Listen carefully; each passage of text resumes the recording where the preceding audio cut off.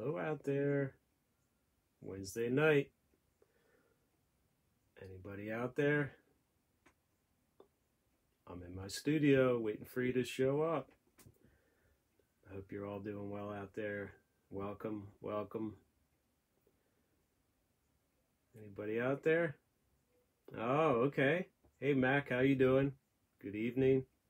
Nice to see you here. Looks like there's some people starting to show up. Everybody have a good week out there. Any of you tired of staying home? You want to get out and do things? I know I am. Although I'm always home, so this is the usual for me. But when you're trapped inside your house and you can't go out, you learn to appreciate it a little bit more. So I do miss getting out and about, and I'm sure you guys feel the same way. So I guess for us, it's probably about 6 weeks, 7 weeks. I hope you're all safe and doing well, and picking up some new hobbies, doing some things that maybe you didn't have the time to do before. Oh, there you are. There's a whole bunch of people now. So how you guys doing? So tonight, I wanted to show you a kind of a little different technique. It's kind of something that I've always used. Well, I kind of discovered it right out of college, and just kind of like the gesso. The gesso was like a neat surprise for me. And what I'm going to show tonight is how I work with sepia ink, and how much of it, like a game changer it is, especially with watercolors. So I just wanted to get a couple things out of the way. I'm going to show a little sample. It won't go as long tonight like I did last week with the owl. I hope you enjoyed the owl demo. Thanks to you guys, I've been busy doing a lot of owl rocks, so I haven't had as much time to paint, but I'm working, for those who ordered owls, I'm working on your owls, so I can show you a couple. I thought I wanted to show you this tiny. Somebody ordered it very small, and it's definitely the smallest I ever did. So it's a baby. So it's like the size of my thumb. So I was really proud of this little guy. So maybe I'll put him out there. You guys can name him. But it's not about the owl rocks tonight. Tonight it's about a different technique. Something especially for those who like to paint, draw. The sepia ink is like I said, it's a game changer, and I found that it's a beautiful, it marries well with watercolor. So I have, and like I've been doing, and I'm sure you've seen the posts when I post them to my my page after the live video, I'll do the list of materials that I used, and so here is the ink. Now everything's backwards, of course, right? We all know that. I'm not really a lefty, but this is actually the ink. I'll give the name on the actual post when I put it on the page, but it's Hagen's. It's non-waterproof. It's calligraphy ink. It's brown, and it's a beautiful color, and you can get it at a lot of different art places online. So I'm going to show you a little demo on how no watercolor, just ink. So what I did is I just did a little drawing of a little tree, and the other thing that's going to happen is I'm going to start this and show you it, and then next week at the live session, next Wednesday, I'm going to give this painting, because I'm going to do this, well, it's an ink sepia painting, and I'm going to surprise one of you who leaves a comment, and it could be you leaving comments right now, but also on the post when I post it. I'm going to give somebody out there this original drawing, this original sepia drawing. So I wanted to show my thanks to you guys. You guys are amazing. You make my life much more happy. So, well, I already have a happy life, but you guys really make it very special. And then I also wanted to say before I start, my wife, earlier this week, I guess like 2 days ago or 3 days ago, I posted the little hedgehog made out of needle felt wool, and my wife was blown away by all your comments. So she's not taking orders right now. It's just like kind of like a hobby that she's picked up. She's a kindergarten teacher, but she wanted me to tell you to say thank you, and she's thinking about it, but she's going to keep at it because I think everything she's doing is like adorable. So, but we were blown away by all the comments, and it just like meant so much to us. So, and I'll keep posting her stuff as she creates it. So, but I don't want to put any pressure on her. I carry enough pressure with the art, so I don't want to pressure her, and she's got enough as a kindergarten teacher. So I'm going to get started now. I'm going to do the same thing. I'm going to try to focus in. You guys let me know if the sound is too bad, whatever. Don't be afraid to comment. Well, you definitely want to comment if you want to qualify for this drawing that I'm going to start tonight. I'm not going to finish it. It's just going to be a quick demo to see. I'll show you and explain what I'm going to do. Then I'll come back for a few Q&A. You can ask about the owls. You can ask about anything, because I know last week was a little bit longer, and I thank you for bearing with me. That owl found a home, and of course, like I said, I've been working on a lot of owls lately. So I'm going to get started here, and I'll be back. Okay. Okay, so I've been working on it, trying to get... Okay, can you guys see that? Okay, I'm going to put... Okay, I'm going to put this in Zoom. That worked last week. Does that look good for you guys? Okay, and I'll try not to bang into the tripod I have here. So this is just the sepia ink. So I just did a quick little thing before I got on with you. Like I said, I've been really busy, and but I didn't want to miss tonight. I still wanted to see all my wonderful friends here on Facebook and wanted to thank you. But I wanted to just kind of show you a quick little thing of what happens with this ink. Now this is sepia ink.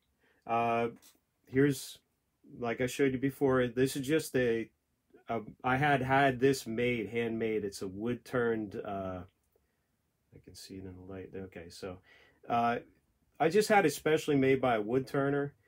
These are just nibs that you can get. Like I said, I get them from Germany and from France. You can look online. They have them at different art stores. They just so many different kinds of nibs. I like the ones that are more rigid, because more rigid and not as like, they're harder because the ink, when it comes out, it's a finer line. And I always like to look for finer nibs. Here's another one. This is a finer one. This is the one I'm going to use tonight. And I'm just going to put a few lines so you can kind of see how it's applied. Now this is the ink that I showed you, the Higgins. And I literally, and again, it's backwards, but this is a brand new bottle.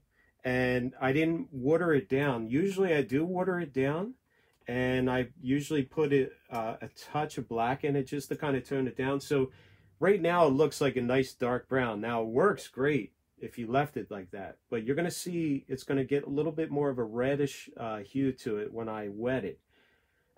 There's two different kinds of inks I use. Tonight we're going to be working with non-waterproof. Now the non-waterproof, I like to work with that because a lot of times we'll do a whole underpainting just with the ink. So I'll literally draw with the ink, and then with just a wet brush, there's no watercolor, it's just wet brush. And this is, today I'm working with a number 4 brush. And what I'm going to do, and the ink's dry, as soon as I put it on, I'm going to start to just wet it. Just with a wet brush, and I'm going to create kind of like an underpainting. So here I go, and can you see that okay? I hope so. So I'm going to stop looking at the camera because everything's backwards for me. I want to focus on my painting or my drawing. So right now, what's really nice about this ink is some of the line will still be there. Now, there's times where I'll literally, like, I remember the first little demo I did, which I'll come back to with the tree, the happy tree. That had ink, but it wasn't, it was waterproof ink. So it didn't bleed as much. But I wanted to show you this ink because this is non-waterproof. And when it's non-waterproof, of course, you add water. And you can pull the ink, and it becomes like kind of like watercolor. So what I'm doing here, there's no paint on my brush, and all I'm doing is touching the line from my line drawing that was done with that ink. Again, wasn't watered down or anything, and I can keep working it. And this is what I would call like it's like an underpainting. So a lot of times I'll do like I don't do it as much as I used to because I get right in with the color. And but early on in my career, I used to just do everything in ink, just do a whole underpainting. So I would do all the shading and just literally from the ink line that I would put on. And here I am working around the mouth. But see that little shadow there? That's just the ink. And if you'd want to leave a little of the dark line there, just touch it and maybe don't rub it in a little bit. And see, I can keep going back and keep pulling.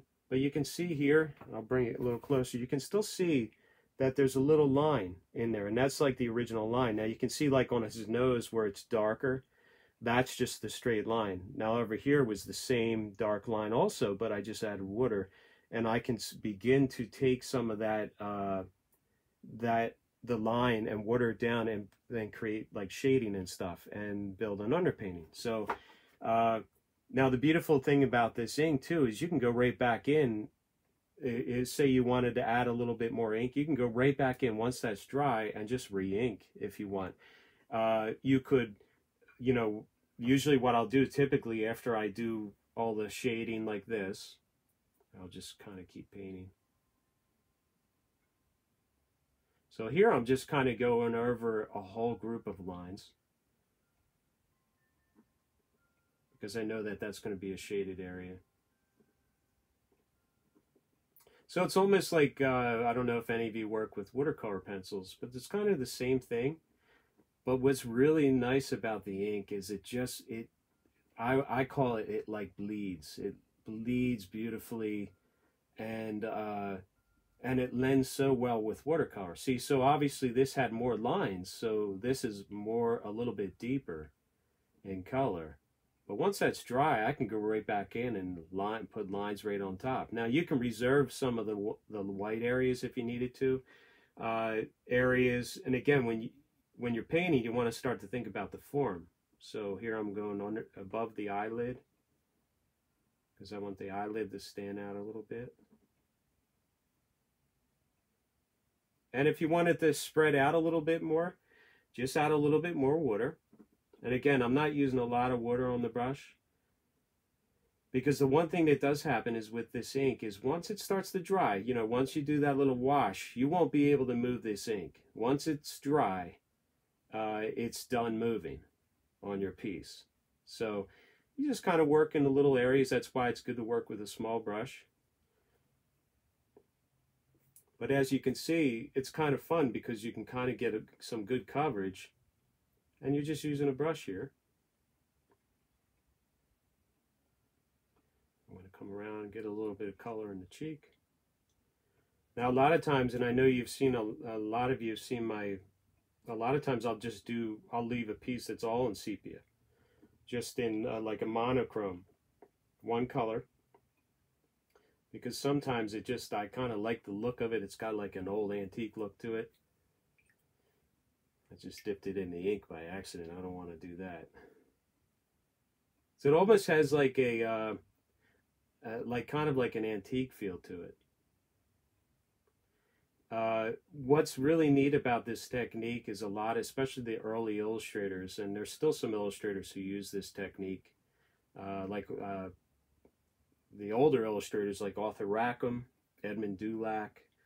There's a lot of old illustrators that used to use ink, and they used a lot of black ink.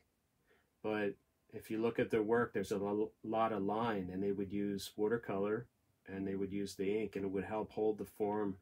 But if you look at like someone like Arthur Rackham, and you see he's one of my favorite artists, you see some of his work, and you can kind of see how the ink bleeds in with the watercolor. It just has such an old look to it, and I find it beautiful. So it was just kind of something that I was playing around with, and again, it was right out of college. And when I first was learning watercolors, I was just rendering and over rendering things so much to a point, and it just got so laborsome. So I needed something to like help speed up the process. And I found that the ink, especially the ink that bleeds, because you can kind of soften the line, but yet there's enough line to help hold the form instead of doing all this extra painting. I found that it was a really good a good combination with the watercolors. And then of course, you know, I showed you a little bit with the gesso, what the gesso does to help fix mistakes, but also can be part of the technique, and that also marries well with the ink and the watercolor. So you guys are seeing all my secrets, and but I'm happy to share them. So what's really nice about this, especially when you're working with watercolor, you're not worried about different colors, making them match and everything. You're working with one color, so it's almost like drawing and shading. But if you look at it, there's no watercolor there. It's just ink that came out of the nib, the Higgins ink that came out of the nib, dried, and just a wet brush, and I'm just touching the ink that's actually on the paper. So it's just it just really, and it dries pretty quick too. And so what I would do, maybe another thing I can show you, maybe, I don't know what next week I'll do, but oh yeah, here's a little drip here. Let me clean that up a little bit. What I would do is when that dries, I could lay watercolor right over it, and you would see, because watercolor is transparent, you would be able to see the shadowing underneath. Now you can change this color. Now again, I usually tone it down with a little black and I water it down a little bit, but it's been a while since I took it directly out of the can that I purchased, and I'm kind of liking the warmth, and I'll probably leave it and play around with it when I layer color on top. But now this piece I'm going to keep all just in sepia, and I'm going to surprise one of you with this piece. So, and I'm not sure what I'm going to do with this piece yet as far as what this tree is going to be doing, but it's going to go to one of you next week, but I'll announce it right here next week. So, and here, let me show you real quick before I come back to you. If you wanted to. Now, since this is, I would reserve like the sky area, I wouldn't put the ink on the sky. But since this is going to be just this color, I'm not worried about the sky getting this color on it. So what you could do, if you want your leaves to stick out a little bit, this is kind of neat. You just bring some of the shadowing right out into the sky.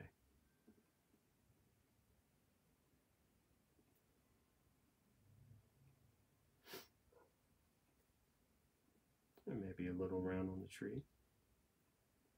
But it's really fun because you're almost like you have good control with it, but the ink is still going to do a little bit of its own thing. And as you can see, it kind of bleeds a little bit near the tip and all. It depends on how much ink there is and how much water. But it's kind of like a pleasant, like happy surprise that happens because like I said, it's like almost like it has an antique feel to it. And but look, that's very quick, very easy to do, and it's a good way to do, you know, sketching or keeping things monochrome, whatever you want to do. But it's a great way to do something quickly, and all you need is a brush, a nib, and your ink and a little water. So I'm going to come back to you now and ask. You guys can ask any questions. Again, it's just a quick demo. I hope you're okay with that. So I'm coming back. Oh, we don't want to see. Okay, hold on. There we go. That's too close. There we go. Okay. All right, so I'm back. Okay, so I'm going to ask, well, I'm not going to ask questions because you guys always ask all the questions. I try to answer as many as I can. So, any questions about this technique? Any questions about the owls last week, anything, I'm happy to help. Were any of you able to do some owls or rock painting this past week? I think I saw a few people post some, but maybe next time what I'll do when I do that, I'll announce it ahead of time, give you guys a heads up, and give you guys a chance to get your supplies in time. So okay, let me see. Okay, so questions. So Chris is asking, do I prefer the ink to watercolor? So that's a good question. It really depends what I'm doing, what kind of a mood I'm in. It's almost like, do you prefer drawing over painting? I would say this is more like the ink. It's more drawing. Even though I'm putting a wet brush down, I consider, you do a little painting with the brush, but I love both. The ink it's just something about the ink where you just don't have to think so much. So, okay. What kind of ink did you use? Sorry, I got here late. So it's Higgins, and I will post this. I'll post this again. It's backwards. It's Higgins Sepia Calligraphy non-waterproof ink, and this is that's the brand. Brand is Higgins that I use. Highly recommend it. It's really good ink. I love the ink, and I always use, again, I like the brown versus black. You can use black too. Is the same kind of paper, okay, is that the same kind of paper I work as, the same watercolor paper, Jamie is asking me? Yes, it's a 140 pound. This is hot press paper. Sometimes I'll do cold press. Cold press is more bumpy, but the hot press works really good with the ink because it just spreads beautifully. So hot press, if any of you not sure what that is, it's when you hot press the paper, it's smoother. When it's cold pressed, you got the texture. So that's the difference. All right. Okay. Any questions? And like I said, I'll give you the details when I post it to the page with the products I use. Okay. Any tips for drawing branches? Well, and Carla's asking that. So really, the thing with trees, and again, I love doing trees, and I find that they're really easy to draw, but it's probably because when you do a tree, you just kind of, it's almost like music. You just kind of just draw and let the branches kind of go where they are. Sometimes if they get too rigid and too lost in detail beforehand, like, you got to remember it's a form, and it's just like music. You want it to like just kind of like evolve. So and that's beautiful when you're drawing a tree. And maybe I'll do a sketch demo. And again, you just kind of just let your pencil go and just kind of try to build the form, the inside of the form as well as the outside, not just the outside line. And that's, again, that's kind of, you're drawing in a way of like a three-dimensional form. And I'll show you something. I'll have to show you in another time. So it's a good question though. Does the ink come in different colors? Yes, it does. It comes, I think I've even seen it in green. I'm not sure about the non-waterproof. Now again, this is calligraphy ink. So this is, a lot of times, this is ink that you either dip into, or they even do refills where they'll put them into a canister, that an ink pen to do calligraphy.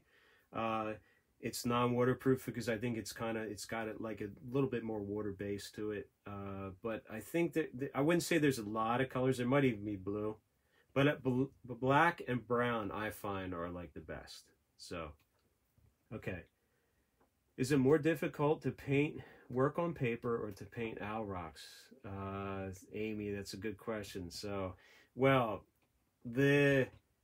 painting the owl rocks, every time I get started on them, and like I said, like I did it last week, and I kind of jumped back into it, and I was promising myself, like, okay, I'm going to focus on painting. I'm not going to paint rocks for a little bit because I just wanted to like change it up. But every time I pick the rocks up and start working on them, and then once those faces start popping and the eyes start popping, it's just, I have so much fun. So I enjoy doing the rocks. But for me as an artist, I think like I really can display my work the best when I do it on paper. but I'm always going to be doing the rocks for people because they make people happy. So I love both. I love doing both. Okay. Karen's asking, do I always dilute the ink? I do, but like tonight I didn't, and I don't think I'm gonna do a few pieces where it's just straight out of the way it came, because I kind of like the way this looked. So it's like I said, here it is dry. It has a little bit, well, it's hard to tell here, but it has a little bit more of a red hue, but I don't mind that. Here for you, it probably looks a little bit more brown, but either way, it's good. So I'm going to play around with it, right? You don't want to get stuck in your ways. Okay. Any other questions? Fox rocks. Okay. I've never done one, but I have been asked. They would be pretty tricky. I think the best way to do it, and I'll have to try it, is to have, like, I picture like a rock, like a fox kind of sleeping and all curled up, and that would be a good way to do it. Unless I find a rock that looks exactly like a fox.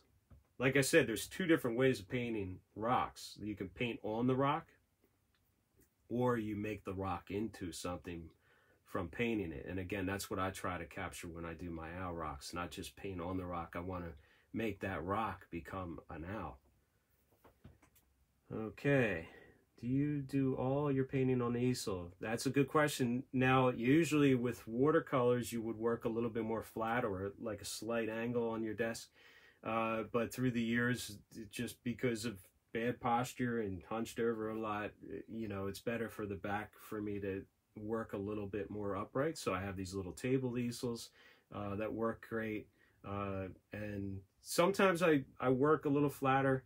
Like when I'm doing like a wash for a sky, that's better to have it more flat, because you don't want it, the water and the paint like falling right down. That wouldn't work for a sky. So the sky would be coming down. So now turtle rocks, that would be really cute. I haven't done any of those. I haven't done any cats. I have a lot to do, don't I? But I hope you guys are doing this. Did you, any of you, with what I told you last week, was it helpful? Any of you look for rocks this week when you were walking? You're still going out for walks, right? Okay. Beverly's asking, I have a hard time painting clouds. Okay, so Beverly, I'm not sure what medium you work with. With watercolor, it is a little tricky, because watercolor, you got to reserve the white, right? And so with the oils and acrylics, you can go back in, and because it's opaque, it can lay in your clouds. But remember the gesso. If you're watercolor, you can always get the gesso involved. And maybe that will be another little demo I can do. But I don't need to put any clouds in my work, and I can go back later and add them, even if the sky's already painted, because of the gesso. Okay. Oh, good. People have been gathering their rocks. All right. Yeah, Becky said the clouds demo would be good too, so we'll definitely have to do that. And if you guys, just feel free, always put them in the comments, and if I don't see them all here, what's nice about this is I get to see all these comments on the page when I do this post and put it onto the main page. So go ahead and fill the comment section. Fill it, because one of you is going to get this little piece when it's done, and it's going to be announced here next week, so you have to come back. You like how I work? I'm always pulling people back with my work, so I just thought that would be pretty cool. So yeah, the gesso lesson on clouds would be really cool. So yeah, so any more questions? We're getting close, probably, 3 or 4 more minutes. Okay, horses. So, meaning drawing horses? So, Mia's asking if I draw them or make with rocks. Rocks would be pretty hard unless I painted it on, but I have done horses. Of course, you've seen unicorns I've done. My son is 10 years old, and he's growing up. Man, he's growing up. He's getting big. Okay, the canvas that I use. So, Alice is asking, well, canvas, would be more with the oils. And again, I can't wait to show you oils, but like I said, oils is like a second medium for me. With the watercolor, it's all arches, watercolor, and it's a lot of times it's watercolor block. 140 pound hot press or 140 pound cold press. Okay, good. I'm glad you guys enjoyed the demo. Okay, so Jamie, good question. So Jamie's asking about the happy tree that I started on the first 2 demos. Maybe, depending on your comments, maybe I'll come back to that one next week, unless I blow you away with something different. Or I can come back and that piece is further along. I can show you more into the detail that I do and kind of how you can achieve detail. So I didn't want to show you that and show you too much. But I could bring that. It's not finished, but mainly because I want to show you a little more different things with it. So, oh, thank you. Oh, and May the Force is coming up. Somebody's saying they like my shirt. So, yeah. So May the Force be with you. May the 4th, right, is coming up. So remember that date. So yeah. Well, I think I'm going to check out now, but I'm going to repost this, save it, and I hope you guys can enjoy it. Remember, next week, I'm going to announce one of you and one of the names that I see in the post with the comment, and somebody's going to get this original, and it's going to be a gift. So, because you guys are a gift to me. So, thank you so much. Again, just thank you for all your love and just all the wonderful comments. Thank you for all those rock orders, because I'm going to be busy with them. But I'm looking forward to sharing more with you, and I hope this has been some help with you. Again, the ink is just something that it might be something, especially if you just like to draw and not paint so much. It's a good way to get a brush involved. And again, it doesn't have too much involved with it. So, okay. Well, I hope you all stay safe and be well. Get outside when the weather's nice, and I'll see you next week. Okay. Love you guys.